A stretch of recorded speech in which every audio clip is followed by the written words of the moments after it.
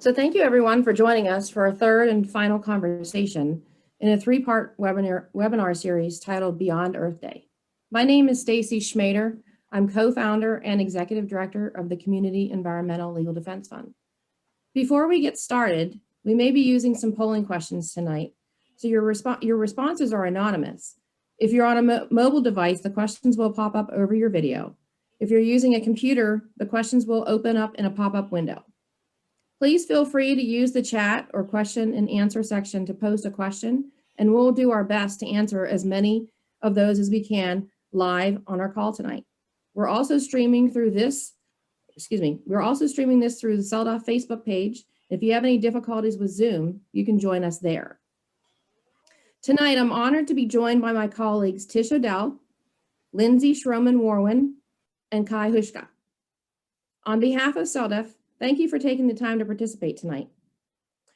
Let's get things started by introducing our panelists. And while I do that, please take a moment to answer this survey. And remember, your answers are anonymous. Tish Odell.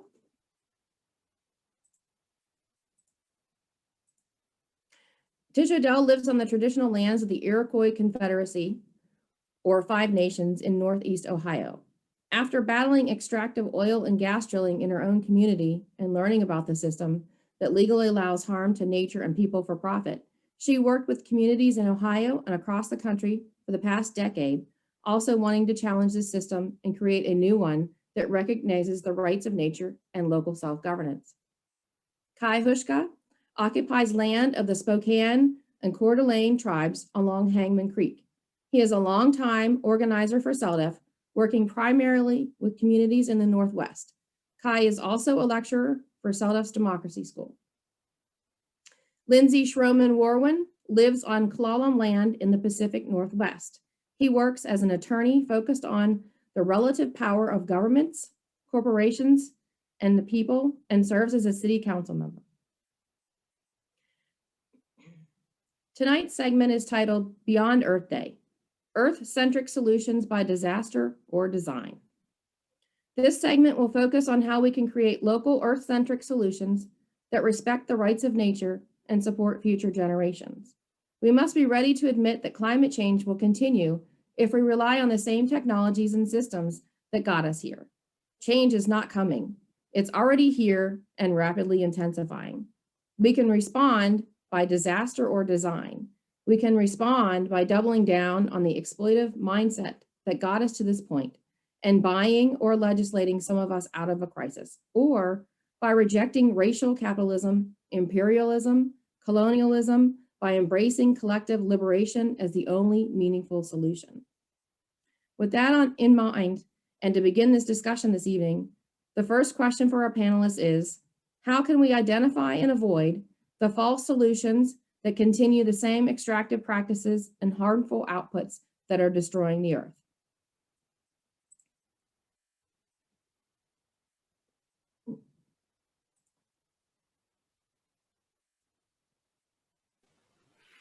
I'll kick us off. This is Kai Hushka. Thanks everyone for being here this evening.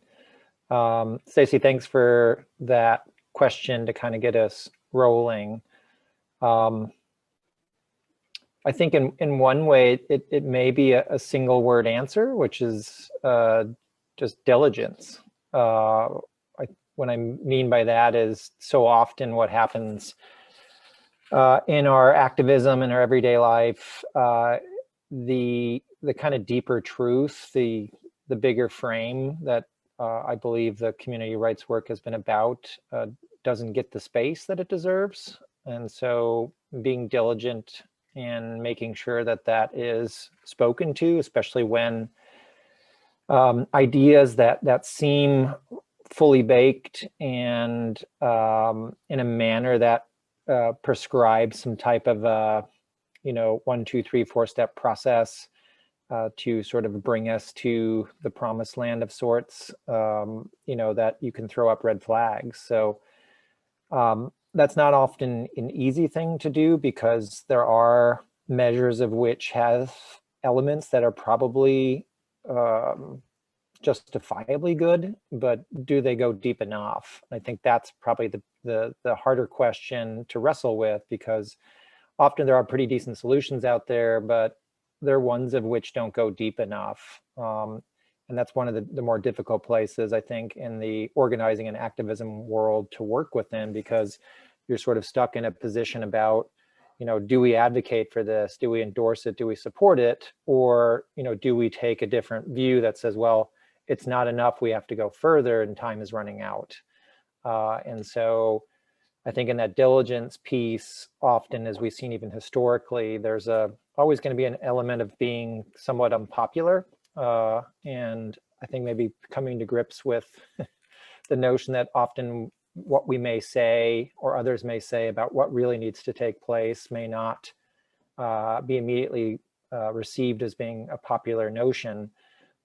It's those kinds of people who have really moved the needle in significant ways, because they understood what needed to be done. They had a diligence about it. They had a confidence about it.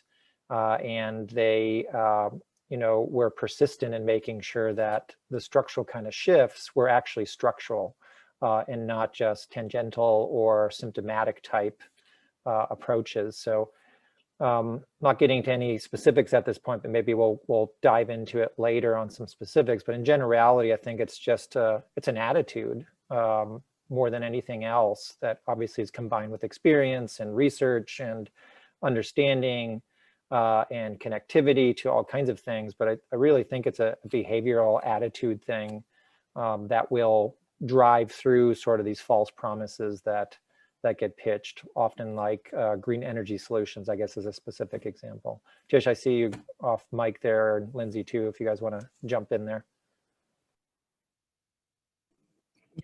Go ahead.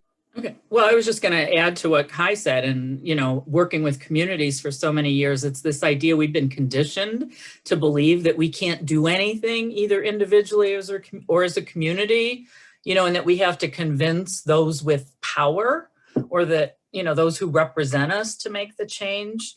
And I've been reading, obviously, a lot of Indigenous words lately and trying to listen to those. And there's one that came to mind as Kai was talking, and this is by the Hopi elders. And the quote is, "You've been telling people that this is the 11th hour. Now you must go back and tell the people that this is the hour. Do not look outside yourself for your leader. Gather yourselves. Banish the word struggle from your attitude and your vocabulary. All that we do now must be done in a sacred manner and in celebration. We are the ones we've been waiting for." And a lot of us, I know we have that end part, we have that quote at the end of our signature lines a lot, but it's like we don't really believe it or act on it. And I think that's one of the really huge shifts that has to happen. Well, that's the last time I defer to Tish, because now I have to follow her. Yeah, so I really appreciate what both of you said, especially about the popularity of advocating for a paradigm shift. From the existing paradigm, of course, anything else seems absurd and bizarre and ludicrous. So, why would people want to do that? We also, I think, have a tendency to want to do things that produce a win. It's certainly part of our culture. You watch any American movie, and it's all about the silver bullet finish where you think the good guys are going to lose, but of course they win in the end. And so we're drawn to those things. And of course, the things that win are usually the minor cosmetic changes to the system, the lipstick on the pig that doesn't really change things fundamentally, but gives us a feel like we've done something. So I think those are all very big cultural challenges that we face. I want to throw up a couple slides that I made, not to monopolize the screen, but just to illustrate kind of some of the points here. This is a cartoon that was recently shared by Move to Amend, and it's got somebody, it looks like on TV in the upper left, "You should do your bit to help the environment." So the protagonist, a little place and says, "I am helping." And then, you pan out and there's this big corporation and it's just polluting everything.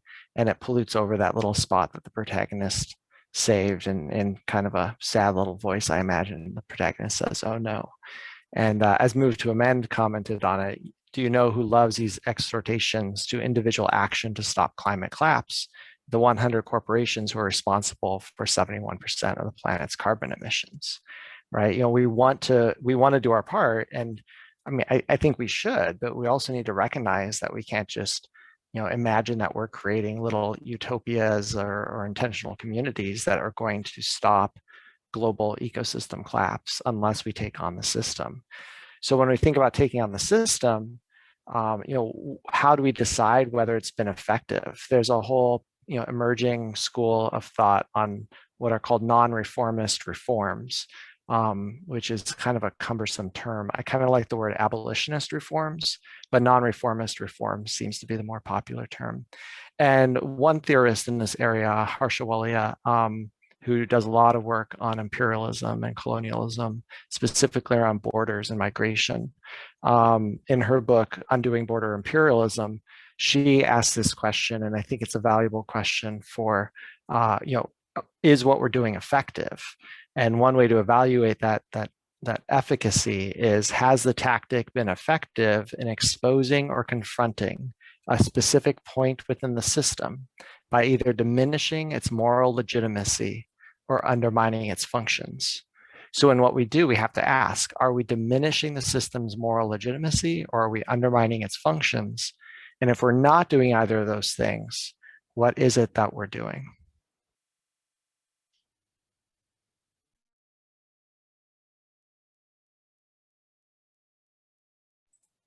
We have a question from the audience. And that question is, what do you think of Michael Schellenberger's book, Apocalypse Now, that we can support targeted industrialization to bring poor countries out of poverty and still free up more land for wildlife? I'm not familiar with the book. Are you, Lindsay or Tish? I wonder though, just within that, without even knowing maybe the premise of the book, just the conversation of, approaches that we take in the sense of transformational change. I mean, part of what I may see in that particular question is, what does it look like, I guess, to, as Lindsay pointed out, to confront the system, to agitate it, to question it, to challenge it. And then I think simultaneously what often doesn't materialize, especially around actions that look to supplant the current power dynamic, is what does the new reality look like? So conceiving of the new system, I think is a critical question, which again is not an easy thing to do because we've been so steeped in how the system works, industrialization, consumerism, the capitalistic model. And so even the best of us who are looking to something new, we're not separate from that. And so that's a difficult, I think, reality to be in. I'm trying to look to see what the follow-up here onto that, some of the questions. But so I think the, part of it is looking at the mechanics of what is, the mechanics of industrialization, what has it brought, what has it not brought? And then what is, I guess, that balance between the human communities and the non-human communities? I mean, a lot of that has to do with, in our world, at least, the rights of nature work and that interrelation between people and place. And, to Tish's comment earlier about First Peoples, that connection was, that bond was more clear, that relationship is more clear.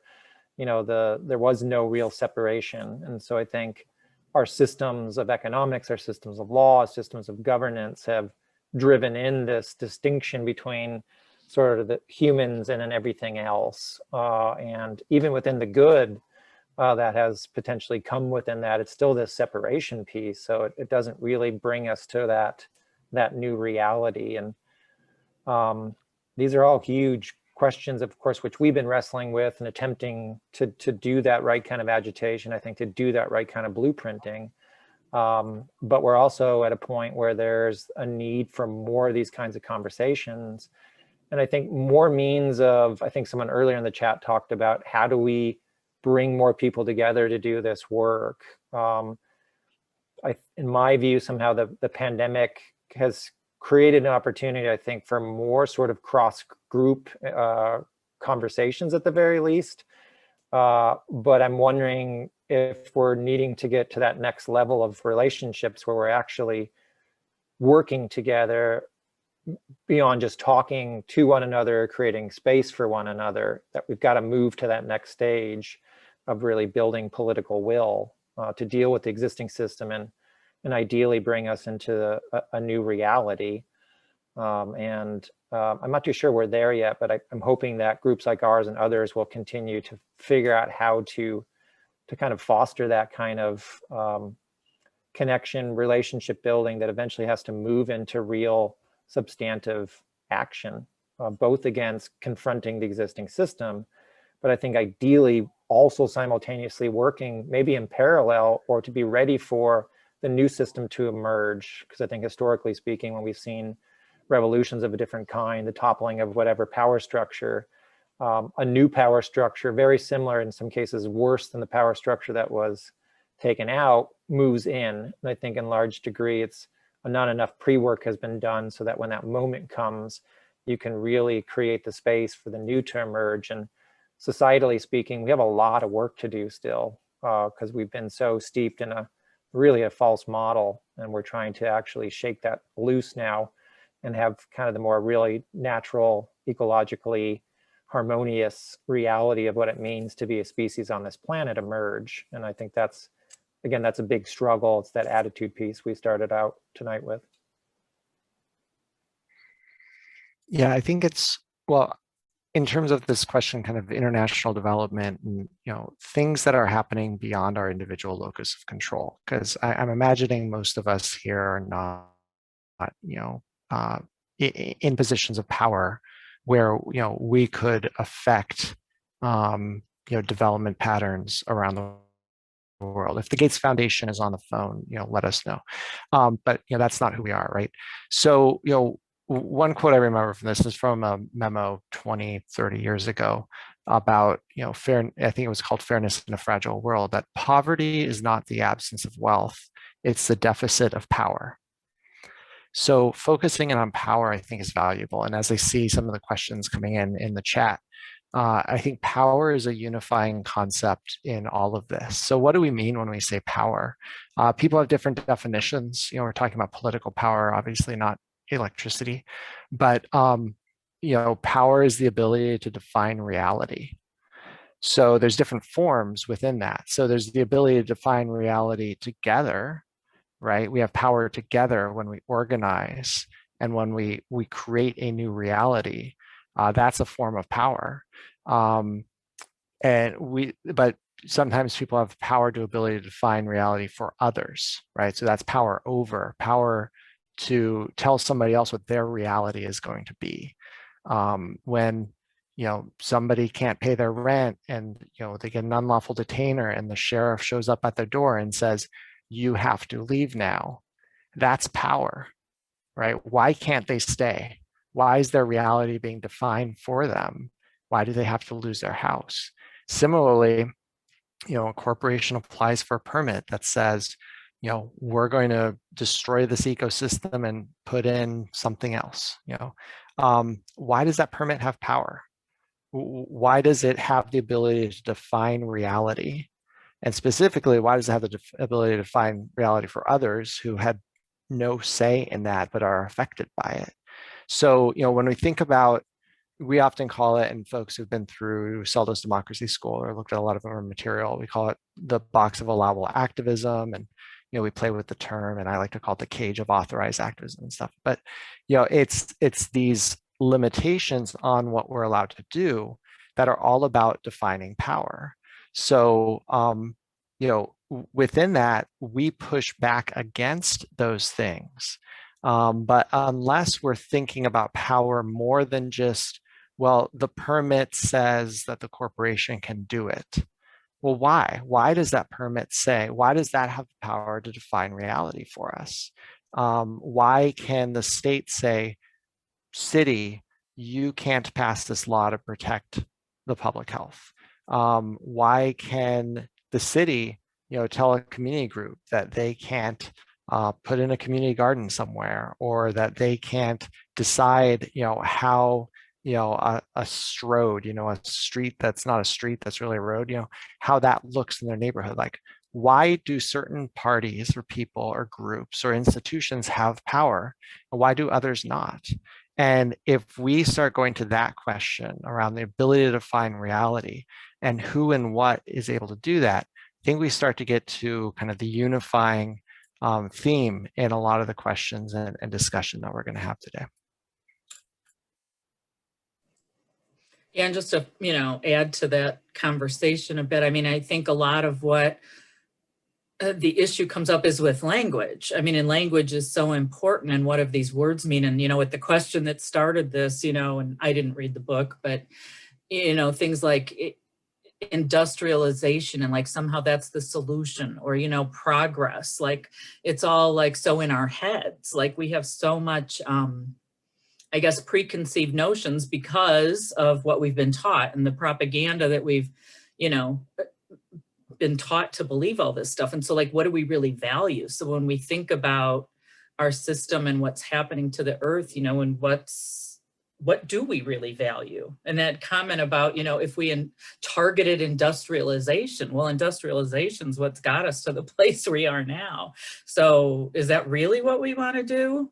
And I just keep thinking about, we just kind of go with the flow. Like there's not a lot of, I guess, deep thought that goes into some of these comments. Someone says it who we deem as a person of authority on a subject matter, and they say it, and we just kind of, a lot of people follow along, and so unfortunately it brings me, kind of to that whole idea of, the solutions that are, proposed for us, and this idea of a green, I'm not going to say necessarily, I mean, the Green New Deal probably has parts in it that are okay, but that idea that green energy or sustain, they talk about green sustainable energy. And I mean, I'm in a place where they want to do renewable energy in Lake Erie, which is, fresh water, and it's an experiment, and they want to use it as a guinea pig, and they're claiming that it's good, some people, but they have no idea, because when you look at, the system, how it's set up for fossil fuel extraction, it's the same way for this renewable energy. They claim it will have no environmental impact.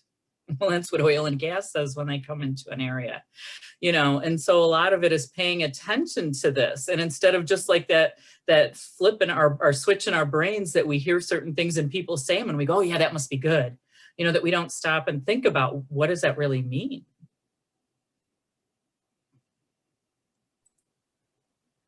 I could go on about that forever, but I won't. Well, you've got a lot of stuff in Ohio around energy. I mean, the state legislature is just fawning over the oil and gas industry. The Supreme Court is not going to stop them. It's really on their side. I mean, the Supreme Court ruled a few years back that the state executive Department of Natural Resources can put oil and gas wells anywhere they want, that local governments have absolutely zero power to stop, even next to a school, right? These are examples that the court used, the minority of the court used, but the majority said anywhere. So like, I mean, hasn't your legislature lowered radioactive waste standards to import frack waste from like Texas and the Dakotas? I mean, yeah. Ohio, what are you doing over there? Yeah, but I know, but I guess my point is, and I guess, so stopping fossil fuel use and switching to renewables, like somehow that'll solve the problem. And it's funny, like, who do people think own the wind and solar industry? And, I looked up some articles, and 6 of the super majors, in the oil and gas, BP, Shell, Chevron, Total, Exxon, and Eni, I don't know, I'm not familiar with that one, but they're buying up, tons in the wind and solar industry. Like BP, they call them now Beyond Petroleum. So, they're already setting up the stage and hedging their bets here. It's like, well, what if the big subsidies for oil and gas end, and then we shift them to wind and solar? We got them there, and I don't know. It's like, as soon as that happens, that's what I'm saying. So the lake's free now, free range to like just put as many turbines as you want in. And people don't think that every industrial wind turbine holds 400 gallons of motor oil, and they all leak. So it's going to go into the lake. If they want to cut down your mountains to put up more wind turbines, they can do that because it's the same system. You're just changing the face. Or, lithium mining, how much water it uses. I mean, 500,000 gallons for 1 ton of lithium. And yet, and we have in Chile, there's definite, you know, effects of this, okay? So that says they've consumed 65% in this one mines area of the region's water supply, which is having a huge impact, as you can imagine, on the communities. There's toxic chemicals with processing that, but nobody's talking about that. It's like, it's just this great solution to the problem. But again, you know, I think back, funny, when I started this and going to oil gas, you know, hearings in the community, my community, and hearing her talk about this one representative, and she gave a presentation on how great fracking was in our community, because she was talking about how people used to use whale oil at one time. And then they discovered oil in Ohio and coal. And she said something like, well, I guess you could say that oil saved the whales. They were the original ones. And I'm like, oh my God, that keeps ringing in my head now as I hear about, you know, the Green New Deal. So, you know, renewables are going to now save the whales in the world. So, I don't know. I know one of you wants to say something about that. You know, when I used to teach field science, you know, and there'd be educational component about stewardship and stuff like that. And it was always like, what are you going to do to help the planet? And we would kind of joke afterward, you know, after we're done with our programs, and say, you know, really the question should be, what are you going to stop doing? Right? I mean, our next energy source is not nuclear or wind or solar or geothermal, or, you know, corn, whatever.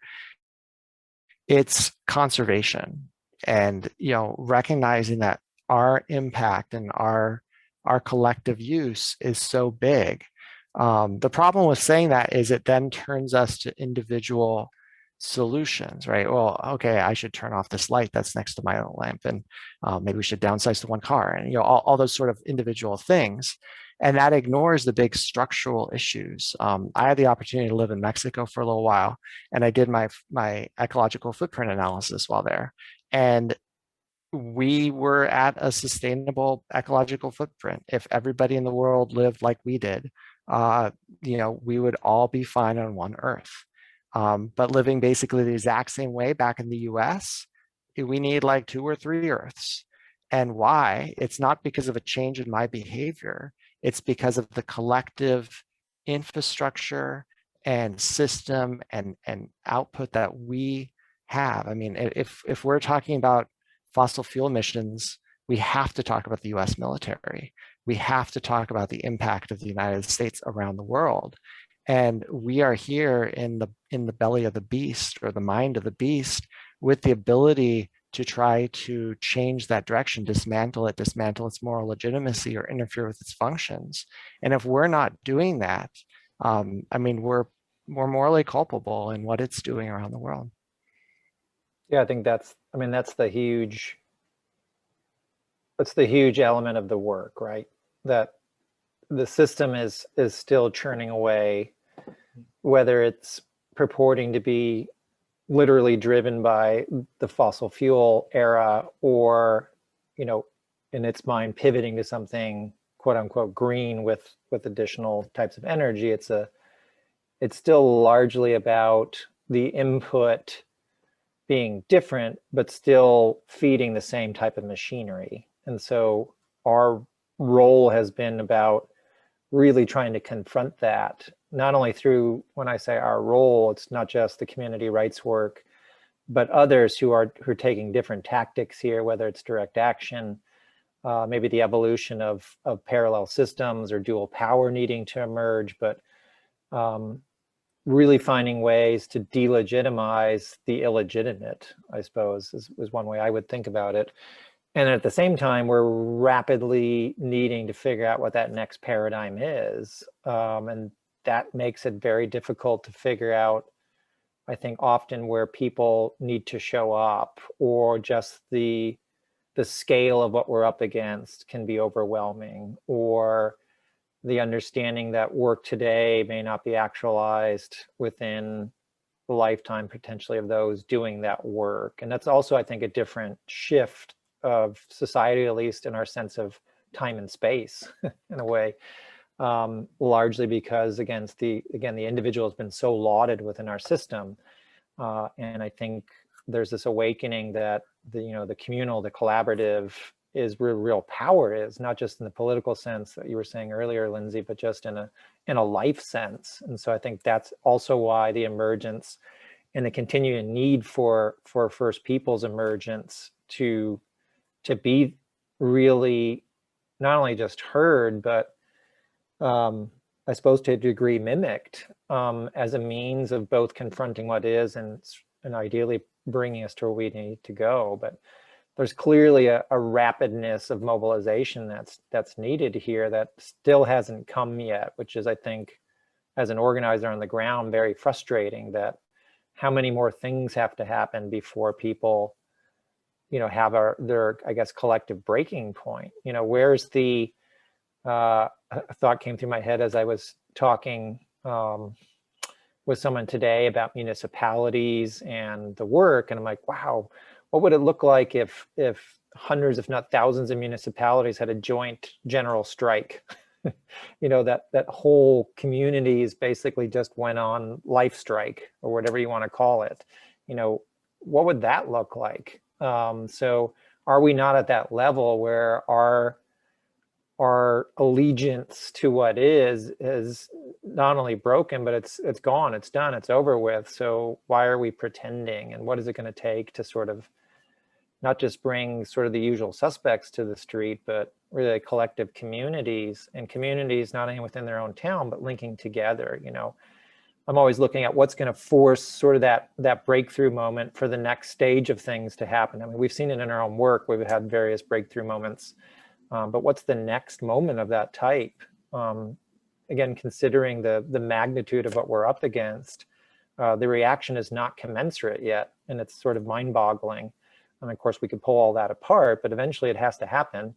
And I think as active people wanting to see it happen, you have to constantly be looking and trying, I think, and formulating different tactics and, having that it's possible attitude. And not trying to get mired down into, again, the scale or the darkness of it, but always looking and hopefully moving from that genuine right kind of place, so that if we, are able to neutralize, destabilize, freeze the existing system, ideally get rid of it, that new stuff can emerge in as healthy and as rapid a way possible for the sake of the planet, including, again, the human species as part of that. Yeah.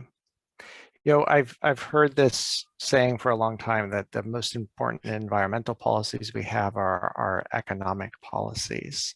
And within this framework of rights of nature that we work on a lot, I've kind of come to the place of saying that our economic system is designed to turn nature into money. But I've avoided kind of digging into what that really means. And I've been trying over the last few years to really understand, trying to learn to understand, what the finance system and money system means in terms of its relationship to the earth and to people as well.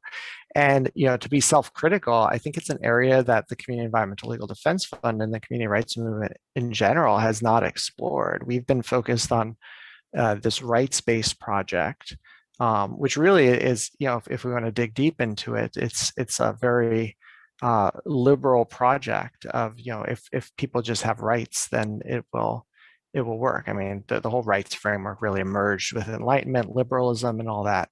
So I don't mean liberal as like a Democrat-Republican thing. I mean liberal philosophy and political philosophy. When we start to look at money, we start to see that it emerged in its current form at the same time and really created the separation between politics and economics. And somehow we think of the economy as like a science, right? You take political economics, a course, and it's like taught as if it's these mathematical formulas, like it's physics, like it's rules of gravity, right? And we're not understanding it as a political system created by people that creates then a set of incentives and behaviors, which we're all living in. So we think about politics as this certain sphere of things, and we're not seeing the economy as completely integrated into that. So to some extent, this question is, what do we value?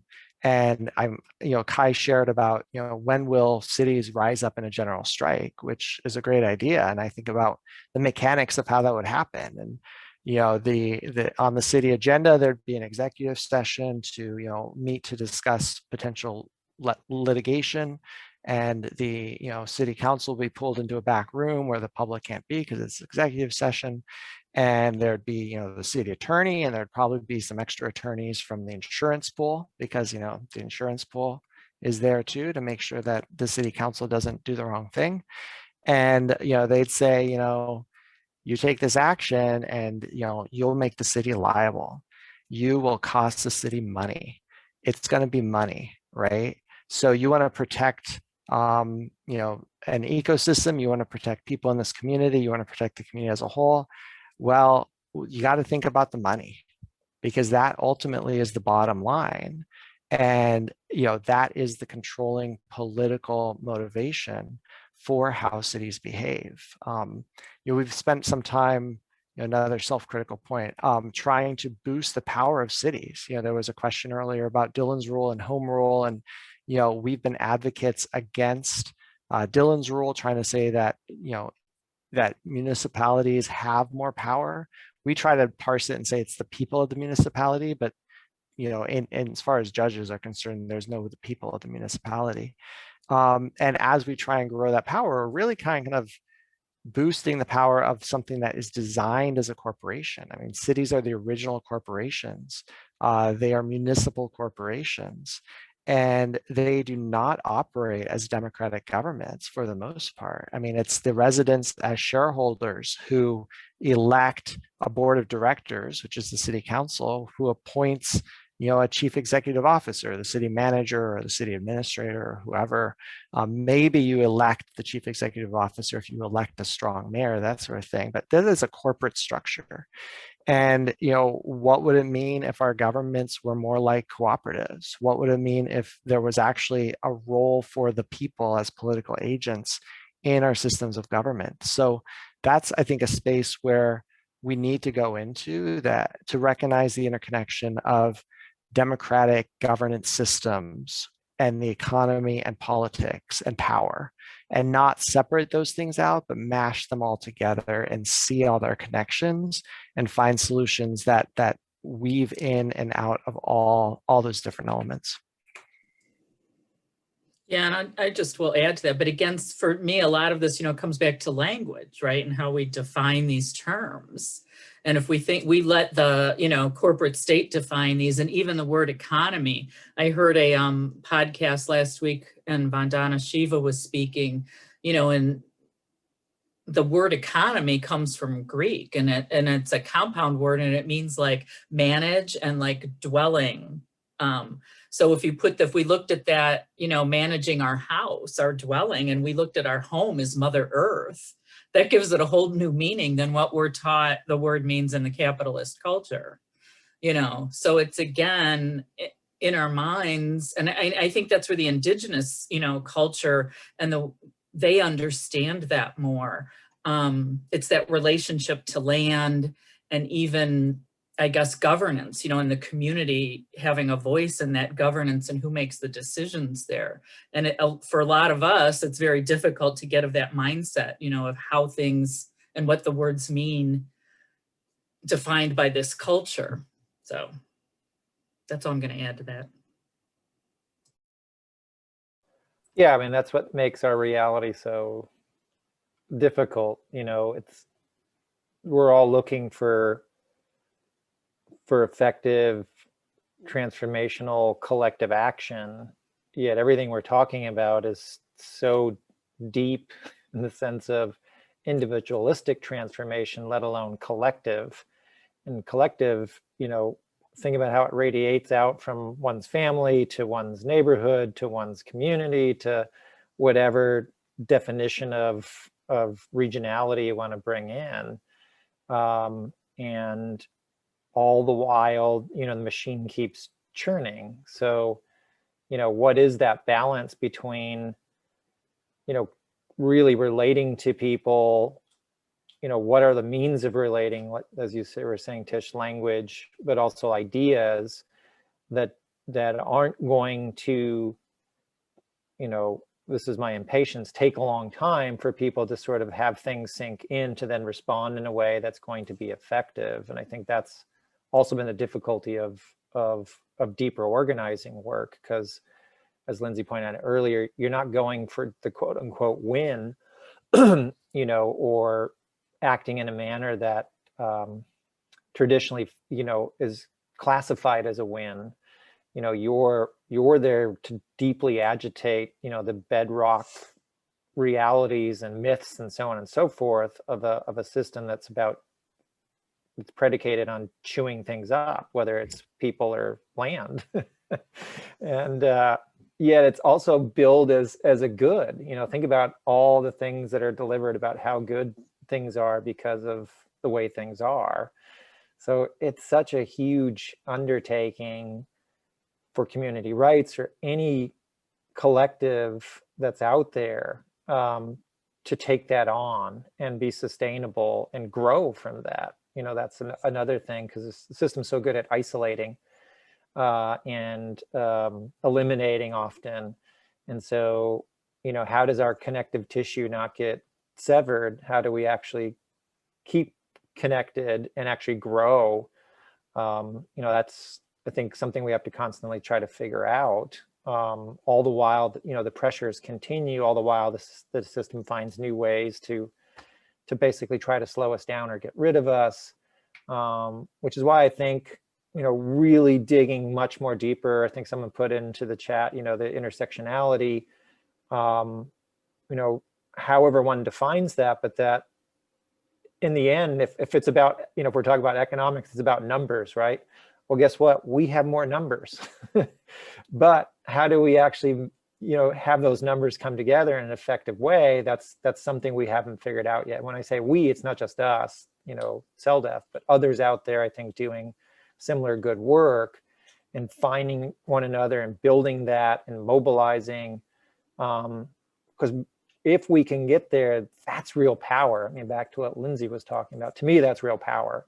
But not only does the system throw things in our way, I think we sometimes get in our own way. And so there's that kind of needing to kind of always be conscious of that. So yeah, I mean, you have to be at the top of your game every day. Like there's no rest, and that's unfortunate, but that's what we're dealing with. At the same time, I always say you got to enjoy life as much as you can too. Otherwise you'll kill yourself. So there's that sort of tension, and not just your own self, but other generations to come, because I try to carry the mindset that we're going to be successful. What are the next generations, whether it's my kids or their kids or so on and so forth, where do they end up? What do they start with? And if you're not, experiencing life to its richest, fullest way, I think you're doing the next generation a disservice, even with all the work that we have to do in an activist kind of way. So finding that good balance is important. That's a tough one. And just to move from what Kai just said, can you talk a little bit about the biggest barriers or challenges for making the shift towards Earth-centered means of human existence? I'll jump in there if that's okay. Yeah. There's this awesome essay, Places to Intervene in a System, by Donella Meadows, who was a systems theorist, and she lists out a number of ways that you can intervene, from just changing the amount of money that goes to a different fund or different program. That's pretty low on the list of places to intervene, to changing the paradigm itself, which is pretty high up there. Most of our interventions, her point is 95% of what people do is the bare minimum. We're not actually touching the system. We're just kind of changing the amount of throughput in the pipes as they're already laid out, if you will. So we're talking here about paradigm shifts, right? We're talking about structural changes in how we think about issues, from taking, ecosystems as property to ecosystems as rights-bearing entities. That is a paradigm shift. And so, those are harder to do. That's one of Donella Meadows' points, is that, part of the reason we spend so much time on the weaker leverage points is because it's easier to push on those leverage points. Whereas changing a paradigm takes a really long time and is really hard to do. So that's part of the reason why it's, people often don't do that. It gets back to, what can we achieve? What can't we achieve? And, is it worth trying to change a paradigm when it's going to take generations? But you change that paradigm and everything below it changes, right? So all that other work was like, oh, why'd we bother when now we're thinking through a new paradigm? And, sometimes it happens. There's, if you think about like, say the Occupy Wall Street movement, where we weren't really talking about class in the same way before Occupy Wall Street as we started after Occupy Wall Street. We can now say things like the 1%. We can, openly say tax the rich. And it seems so obvious. It's like, well, what do you mean you couldn't say that? Like, it was a very different cultural stew that we were boiling in prior to that. And that social movement helped to change that. I mean, I put in legal briefs, the 1% and the 99% before, you know what I mean? And I don't think that would have been okay prior to Occupy Wall Street. So it's one of those things that helps to change the norm. So I think Donella Meadows' essay is really instructive on, how we try at different levels in the system to change things. There's been a few more comments about local government power, and a great story that somebody put in about a local government trying to decrease environmental protections and saying, hey, local control, we should decrease environmental protections. And there's a long history of that. I mean, we go back to Reconstruction in the 19th century, and a lot of the origins of the idea of local control were about, we don't want to let formerly enslaved Black people run our southern states, so we should have local control and be able to disenfranchise them. So we have to not just say local control, because it's not a system we want, but rather how do local governments fit into the larger system of governance that we have in a way that is, decolonial and anti-racist, and deeply democratic. So the framework that a lot of folks have been talking about, and which I think makes a lot of sense, and so I want to talk about it here because it goes into the sense of you don't create new systems without, you've got to describe the new system before people start to adopt it, is that rather than just having the state be able to say, local government, you can or can't do this, local government, that conflicts with our laws, so we are the state and we win. Instead, we start to look at, well, is the state setting a floor or a ceiling? By which I mean, is the state's actions setting a minimum standard that protects people's rights, health, safety, and welfare? Or is the state setting, and that would be a floor, a minimum standard? Or is the state setting a ceiling that prevents local governments from expanding people's rights, health, safety, and welfare? And that kind of analysis is something that I think the courts should adopt, and not just say, well, there's a conflict between state law and local law, therefore the state wins, or saying that, well, the state has preempted the field, therefore the state wins. Because we need to be able to have local governments expand protections for people. I mean, that's very democratic. If the state says, I'll pick a kind of simple issue from an explanation perspective, not necessarily simple issue, but minimum wage. Like where I live in Washington State, the state law on minimum wage says this is the state minimum wage, but local governments can set their own minimum wage, which of course can be higher, but you can't go lower than the state minimum wage because it is established as a floor, not as a ceiling. So, the Fight for 15, this social movement around economic justice, trying to expand people's economic rights and economic power, started in Washington in part because they could. At the time, their strategy in Oregon, which says this is the minimum wage statewide and local governments have no power to change it, In Oregon, the strategy was go straight to the state legislature.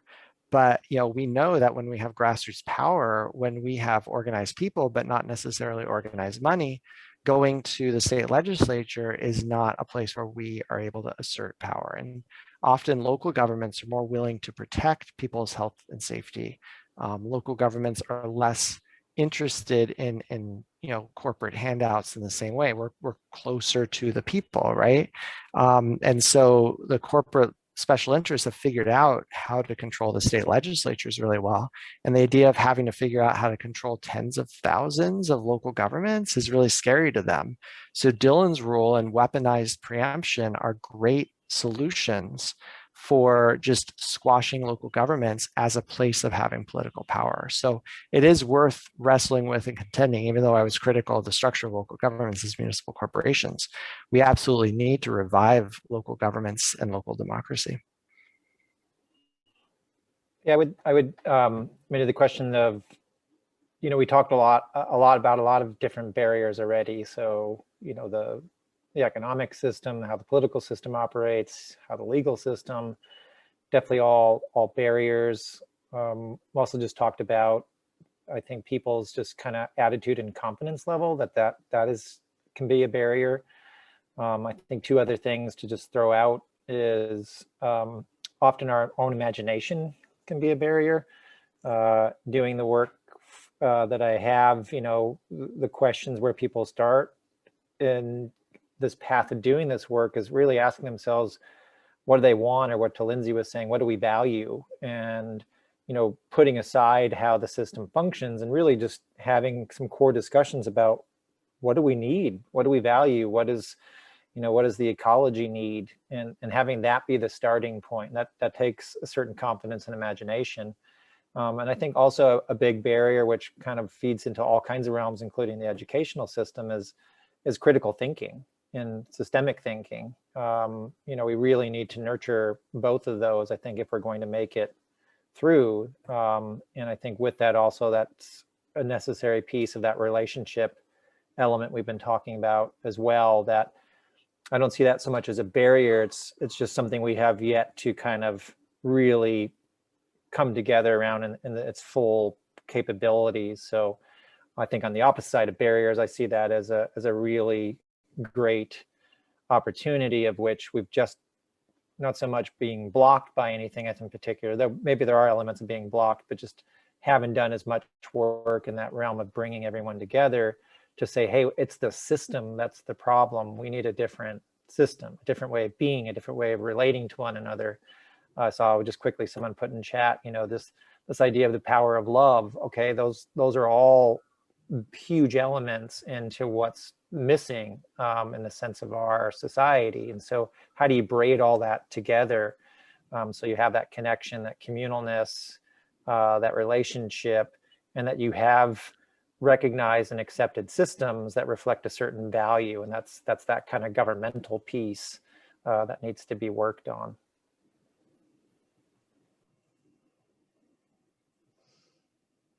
Yeah, I was going to say, in a lot of this, this relationship and that we have to land and how we view land and all that, if we would listen, I mean, there's people who have this knowledge. The indigenous people we don't have to invent this or anything. This isn't something new. It's old. If we would just pay attention, there's so much we can learn. And I put in the chat the Red Deal, and there's, really, it's so interesting to read that because it's so much of what we've talked about is part of that.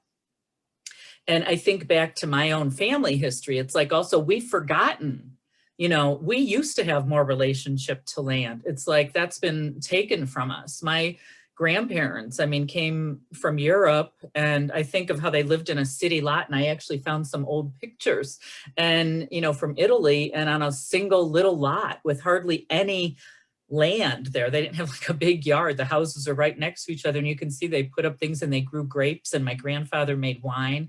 So they were already doing, urban farming, I guess, on that little bit of land.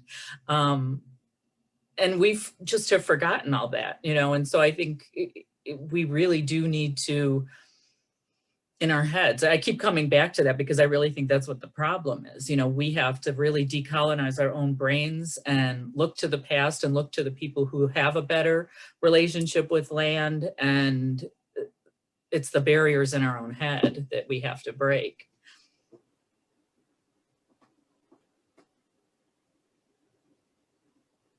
Well, thank you, Kai and Tish and Lindsay tonight for this wonderful conversation. And everyone, this has been recorded and we will have that up on our website in a couple of days. And if you don't already know, go to celdf.org and check us out for more information. Have a good evening.